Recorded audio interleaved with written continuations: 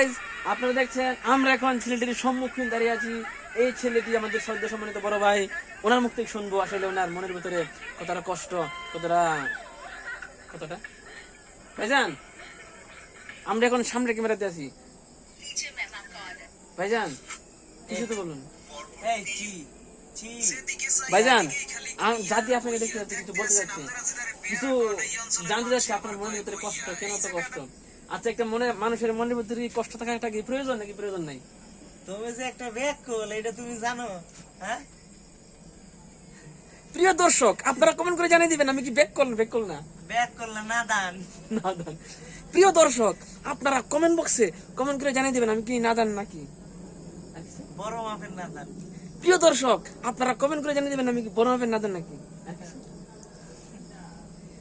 Stupid. প্রিয় দর্শক, আপনারা কমেন্ট বক্সে জানিয়ে দিবেন আমি কি স্টুপিড নাকি স্টুপিড না। অবশ্যই তুমি একটা স্টুপিড, আমি বলতেছি আর তুমি কিছু? বুঝো না, তুমি এমন বোকার বোকা। প্রিয় দর্শক, আপনারা কমেন্ট বক্সে জানিয়ে দিন আমি কি বোকা নাকি বোকা না। মাথা কি ঠিক আছে না পাগল হয়ে গেছে? প্রিয় দর্শক, আপনারা কমেন্ট করে জানিয়ে দিন আমি কি মাথা ঠিক আছে নাকি ঠিক নেই। আর কিছু?